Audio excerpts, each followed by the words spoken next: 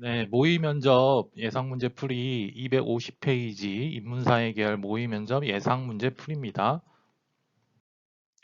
5번 문항인데요. 페이지 250페이지를 보시면 제시문 가나가 나와 있습니다. 그래서 제시문 가에 대한 얘기를 보시면 조지 오웰에 대한 소설 1984에 나오는 빅브라더는 절대 권력자에 의해 철저하게 통제된 사회를 그린 작품이다.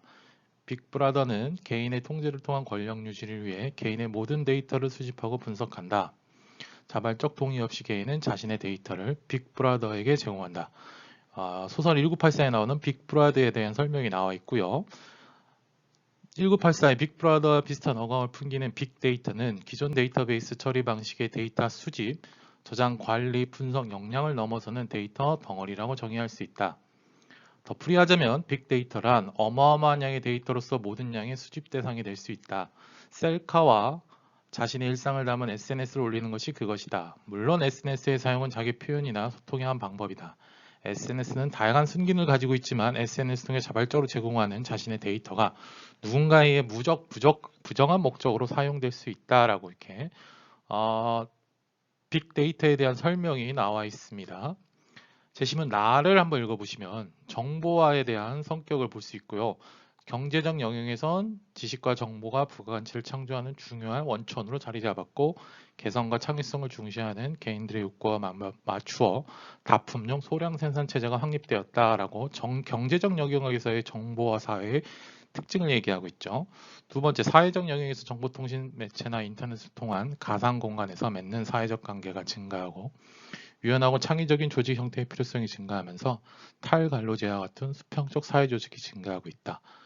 사회적 영역에서의 정보사회의 특징을 얘기하고 있습니다.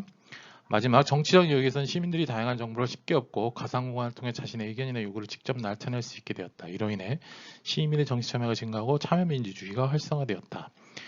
정치적 영역에서의 정보사회의 특징에 대한 얘기를 하고 있죠. 문제를 읽어봅시다. 1번, 가의 빅브라더와 빅데이터의 공통점과 차이점에 관해 설명하고 적용되는 구체적인 사례를 말하시오.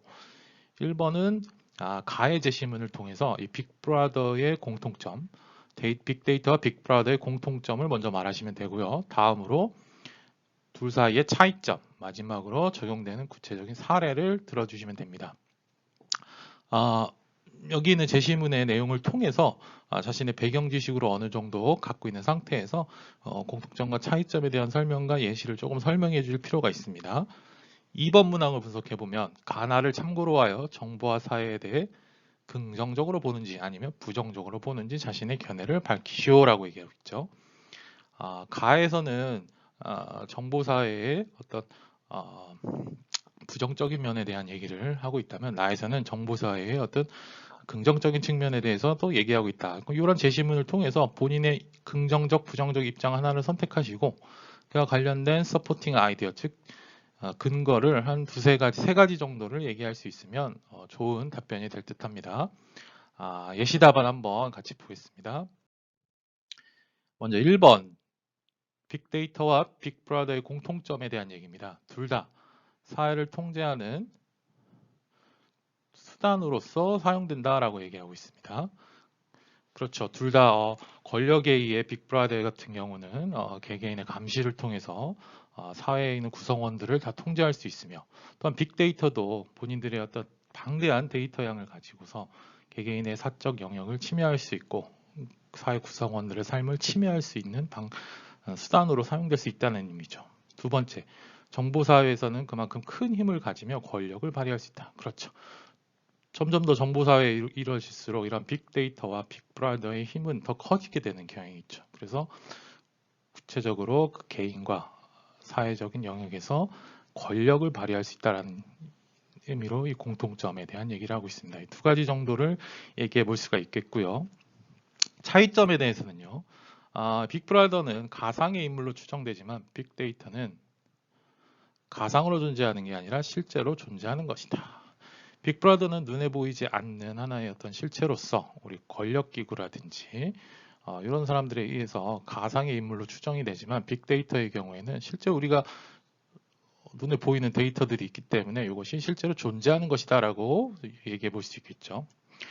두 번째, 빅브라더는 국가적 차원에서의 통제와 감시를 합니다. 하지만 빅데이터는 국가뿐 아니라 민간 차원까지 다루고 있기 때문에 이 감시의 범위, 통제와 대상의 감시와 범위가 다르다고 우리가 이야기할 수 있습니다. 이에 대한 사례는 여러 가지가 있을 수 있습니다. 여기서 나온 대표적인 사례로서 예시를 들어보면 괜히 소지한 휴대폰에서 기지국에 저장되는 수초 간격의 사용자 위치 정보는 일종의 빅데이터입니다. 사용자 위치 정보가 요즘에 핸드폰으로 다 뜨고 있죠. 빅데이터란 개개인의 모든 개인정보 데이터를 임의로 모니터링하면서 그들을 지켜보고 필요시 통제하는 권력 집단을 말합니다.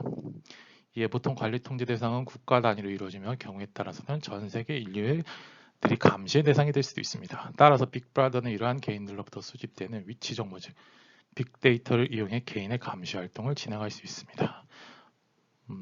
이 사용자 위치 정보가 일종의 빅데이터고요. 이런 것들을 이제 빅데이터를 통해서 빅브라더가 모니터링 해가면서 그들이 어디에 있고 이런 것들을 통제하는 어떤 행위를 할 수 있겠죠.